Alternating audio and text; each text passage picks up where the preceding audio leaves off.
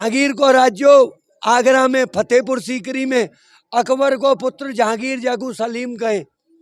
जहांगीर ने एक बार कुम्मन दास की ख्याति सुनी और इनको एक पत्र लिखो कि एक दिन। अभी हम ब्रज 84 कोस की यात्रा में, जैसे आपने बहुला वन के दर्शन किए, शांतनु कुंड के दर्शन किए, तालवन, कुमुदवन, मधुवन के दर्शन किए, अब हम यहाँ पर आ चुके हैं। जैसा कि आप सभी जानते हैं, इस ब्रज 84 कोस की परिक्रमा करने में इस चतुर्मास में 66 अरब तीर्थ इसी स्थान पर वास करते हैं। और अगर इस समय पर ये यात्रा श्रद्धालुजन करते हैं तो उनको 84 लाखों की जो योनियां होती हैं उन सभीयों से मुक्ति मिल जाती है, तथा ये जितने भी लोग हैं उन्हें दोबारा से जन्म नहीं लेना पड़ता है। तो आप यहाँ पर देख रहे हैं कितने श्रद्धालुजन इस यात्रा को कर रहे हैं। लगभग इस यात्रा में 10,000 श्रद्धालु हैं और उन 10,000 श्रद्धालुओं में सबसे ज़्यादा यहाँ पर जो गुजरात राष्ट्र है उस गुजरात के काफ़ी ज़्यादा व्यक्ति हैं। तो यहीं पर कराते हैं आपको आगे के दर्शन हम और लेकर चलते हैं, जिससे कि आपको संपूर्ण जानकारी यहाँ की हो सके। तो बढ़ते हैं आगे की तरफ।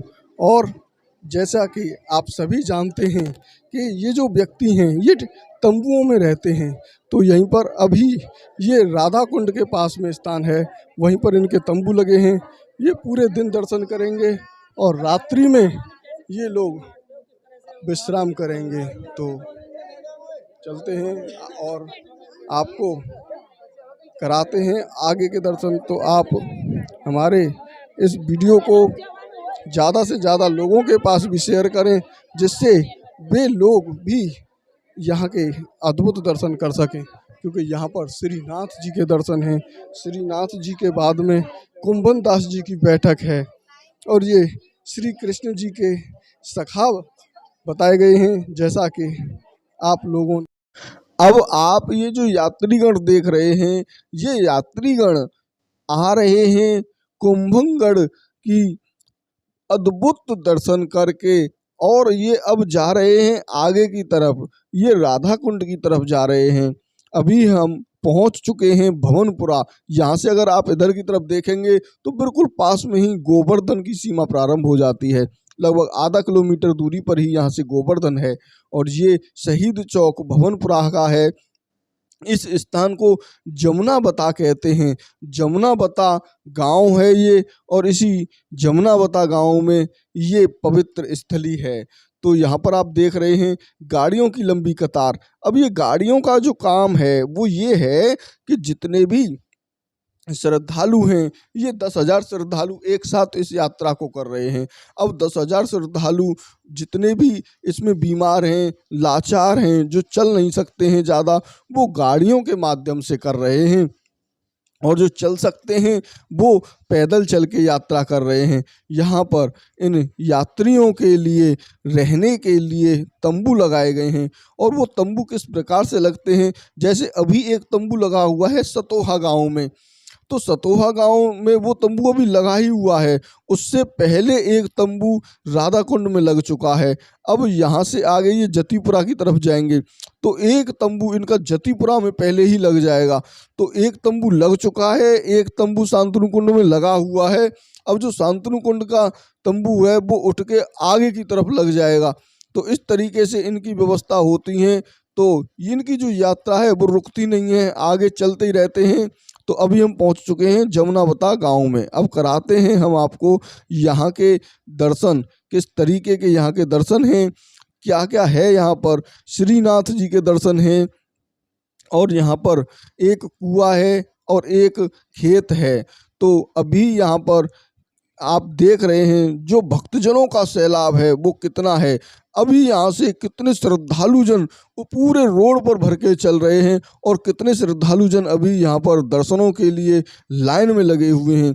और ये लाइन भी बिल्कुल ऐसे लगा रखी है कि जिसमें कोई भी दिक्कत ना हो, यहाँ पर कोई भगदड़ ना हो, क्योंकि ये ब्रज की गलियाँ बहुत ही छोटी और सकरियाँ होती हैं, और इन छोटी और सकरी गलियों में 10,000 व्यक्ति एक साथ आ जाएंगे तो क्या होगा। तो आप यहाँ पर देख रहे हैं श्रद्धालुजन अपनी इस व्यवस्था को यहाँ पर स्वयं बनाए हुए हैं। जिससे कि इनको बिल्कुल भी कोई भी समस्या न हो दर्शन करने में। तो अब हम पहुंच जय जय श्री राधे बांके बिहारी लाल की जय। साथियों, यहाँ पर आप देख रहे हैं ये है कुम्मन दास जी की बैठक और ये बड़ी ही अद्भुत बैठक है। यहाँ पर ब्रज 84 कोस की परिक्रमा लगती है और यहीं पर होके जो यात्रीगण हैं यहाँ के दर्शन करके आगे बढ़ते हैं। तो यहाँ पर अगर आप देखेंगे तो यहाँ पर पीछे की तरफ लिखा हुआ है श्री गिरिराज महाराज जी की जय, यमुना गोसाई जी की। और यहाँ की जो ये कथा है वो पूरी कथा लिखी हुई है यहाँ पर।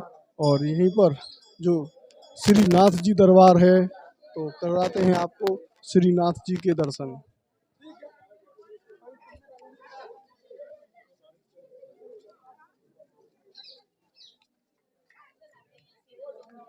ये देखें, ये हैं श्रीनाथ जी, बड़े ही अद्भुत।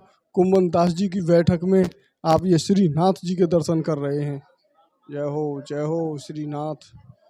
और ये अगर इधर की तरफ देखेंगे तो यहीं पर आप देखेंगे यहाँ पर हनुमान जी विराजमान हैं। तो अब हम आपको कराते हैं यहाँ पर एक और अद्भुत दर्शन। ये देखें, श्रीनाथ जी के पधारने की यहाँ पर पूरी लीला लिखी हुई है। जय हो जय हो जय हो। और ये बहुत ही अद्भुत। देखो भैया, अब हम आए भगवान श्रीनाथ जी के सबसे गरीब सखा कुम्मन दास जी के गांव में। कहे कि हमारे ये जो ठाकुर जी हैं गोवर्धन नाथ श्रीनाथ जी, इनको नाम है गोपाल। ये रोज आज की डेट में भी, ये देखो आज भी 6000 वर्ष से ये गोवर्धन में जैसे ही संसार के मंदिरन में राजभोग हुए, वैसे ही ठाकुर जी को नित्य क्रम है गोपाल को वो अपनी गैयन को लेके कुम्मन दास के संग गोवर्धन के शिखर पे गैयन को चरावे। 4 बजे तक ठाकुर जी नित्य क्रम है रोज गौचारण करें गोवर्धन के शिखर पे। और बाकी बात जैसे ही 4 बजे तो संसार के सब मंदिरन में जब उत्थापन होए तो 3 बार शंखनाद की हो जावे। पहलो शंखनाद यालिए करे वो मुखिया कि ठाकुर जी को गोवर्धन के शिखर पे शंख की ध्वनि सुनाई दे। दूसरो शंखनाद करे, हे प्रभु आप आए जाओ, पधारो भक्त लोग दर्शन को आए। और तीसरो शंखनाद यालिए करे कि देखो प्रभु अब मैं पर्दा खोल लूँ, कहीं ऐसा नहीं हो आप पर्दा के पीछे नहीं हो, गैया चराए के नहीं आए तो ये सिगरी पब्लिक मोगू मारेगी। तो ये यालिए 3 शंखनाद थे वो उत्थापन के दर्शन हुए। अब देख पुत्र बता तो और एक को पूरा बता तो 5 को पुत्र नहीं मानतू। तो देखो भैया, कुम्मन दास सबसे गरीब हो, भगवान को मित्रो राजा मानसिंह भगवान को सेवक। तो बाकू आज्ञा करी ये मेरो सबसे गरीब सखा है, जाको परिवार याचन करवे को एक कुआ दे दे और खेत दे दे, जाते ही अपने परिवार को जीवन याचन करे। तो राजा कहें कि यह धरती पे काऊ को नाम नहीं रहे, बड़े बड़े महारथी चले गए, काऊ भूमि पे काऊ को नाम नहीं रहे। लेकिन देखो आज 500 वर्ष है गए, आज या गांव में जाओगे बा खेत के पास जाओगे, पूछोगे कौन को खेत, तो गांव वाले सब कहेंगे कुम्मन दास को खेत। और आज बा कुआ को नाम का है कुम्मन दास को कुआ। भूमि पे देखो भक्तन को नाम रहे, बाकी काई को नाम या भूमि पे नहीं रहे। तो ऐसे ये अष्ट सखन में सखा भये कुम्मन दास जी महाराज, जिनके पद हम बहुत गामे। हमारी मैया यमुना जी के भी इनने 4 पद लिखे तो और भी हैं 108 पदन में, लेकिन जो 41 पद हैं इनमें 4 पद कुम्मन दास जी के हुए। तो ये जो कुम्मन दास हैं, देखो जब ये लीला प्रवेश कर रहे, देखो भैया भक्त कबू मरे नहीं, जो ये अष्ट सखाई ये मरे नहीं। सूरदास, कुम्मन दास, परमानंद दास, चतुर्भुज दास, कृष्णदास, नंददास, शीत स्वामी, तो देखो और गोविंद स्वामी, 2 स्वामी और 6 दास। तो ये जो दास हैं ये गोवर्धन परिक्रमा में इनके लीला प्रवेश द्वार है। लीला प्रवेश मतलब ये भगवान की लीला देखते देखते अपनी देह के संग भगवान की लीलन में प्रवेश कर गए। इनकी मृत्यु नहीं भई अष्ट सखन की। ऐसे ये देखो ज्यादा पुरानी बात नहीं, अष्ट सखन की बात, ये अपनी 500 साढ़े 500 वर्ष की लीलाएं सब। और देखो भैया, जब ये कुम्मन दास यहाँ पे इनकी मूल लीला सुनो तो देखो जहांगीर को राज्यो आगरा में फतेहपुर सीकरी में अकबर को पुत्र जहांगीर जागू सलीम कहे। जहांगीर ने एक बार कुम्मन दास की ख्याति सुनी और इनको एक पत्र लिखो कि एक दिन मेरे दरबार में आओ महाराज, सम्मानित करना चाहतो। तो कुम्मन दास जी को पत्र लिख दियो। कुम्मन दास जी सवेरे थे, क्यों ये तो ठाकुर जी के भक्त हैं, सवेरे थे गैयन की सेवा में मन नहीं लग रहा। ठाकुर जी थे बार बार कहे अरे आज तो मोकू बादशाह ने बुलाए हो है, अरे मोकू जानो पड़ेगा। ये परेशान एक यहीं थे खुले पर पैर पैदर पैदर निकल गए फतेहपुर सीकरी, और फतेहपुर सीकरी में जाते ही माँ बादशाह बैठो अपने सिंहासन पे, और कुम्मन दास जी वहाँ पहुँच गए और जाके बोले अरे बादशाह तेने हमको क्यों बुलाए? बोले महाराज मैं आपको सम्मान करना चाहूँ, आपको पुरस्कार देना चाहूँ। बोले दे भैया, तू हमको कछु देना चाहे तो हमको एक वचन दे पहले। बोले क्या चाहिए महाराज? बोले आज के बाद हमको दोबारा कबू मत बुलाइयो, हमको दोबारा कबू अपने महल में बुलाइयो मती। बोले ऐसो क्यों महाराज? बोले भक्तों को कहा सी करी सो काम, और आवत जात पनैया टूटी और बिसर गयो हरि नाम। तो भक्त को कहा तेरी सीकरी सो काम। तो बोलो कुम्मन दास जी महाराज की जय। तो बोलो जमुना मैया की। तो जब तक ये सब जब तक ये आप ब्रज में रहेंगे, जब तक यमुना जी कहेंगे, तो बोलो जमुना मैया की जय। तो जैसे कुम्मन दास जी के अद्भुत दर्शन अब हम आपको यहाँ पर कराते हैं। वो खेत और उस कुएं के दर्शनों के लिए यहाँ पर ये लंबी लाइन लगी हुई है। आप देख सकते हैं कितने दर्शनार्थी हैं। ये आप देखें, अगर आप पीछे की तरफ देखेंगे तो आपको केवल यहाँ पर यात्री ही यात्री नजर आएंगे। तो साथियों, जैसा कि आप ये देख रहे हैं, अभी हम राधा कुंड पहुँच चुके हैं। और राधा कुंड से हम देख रहे हैं कि कितने यात्रीगण पैदल इस यात्रा को कर रहे हैं। तो आप यहाँ पर देख सकते हैं अनेकों श्रद्धालु पैदल चल रहे हैं। तो ये देखें आप, ये जो रोड है ये राधा कुंड से गोवर्धन के लिए रोड जा रहा है, और इसी राधा कुंड से गोवर्धन वाले मार्ग में होकर एक बीच का रास्ता है, और उस बीच के रास्ते पर होकर ये श्रद्धालु जन आ रहे हैं। तो अभी यहाँ से गोवर्धन 2.5 किलोमीटर बचा हुआ है। तो हम बढ़ते हैं आगे और उसी स्थान पर पहुंचेंगे, क्योंकि हम आपको संपूर्ण ब्रज के दर्शन करा रहे हैं, ब्रज के कण कण को आपको दिखा रहे हैं।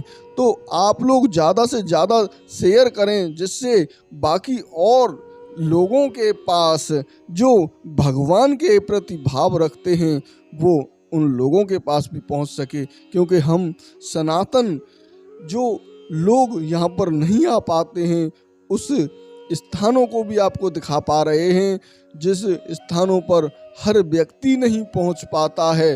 तो आप लोग शेयर जरूर करें, क्योंकि शेयर करने का और सब्सक्राइब करने का कोई पैसा नहीं लगता है।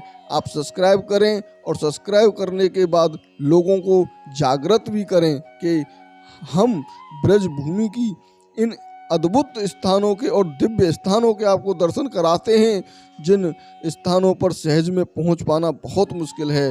और आपको तो यहाँ पर घर बैठे बिल्कुल निःशुल्क दर्शन हो जाते हैं।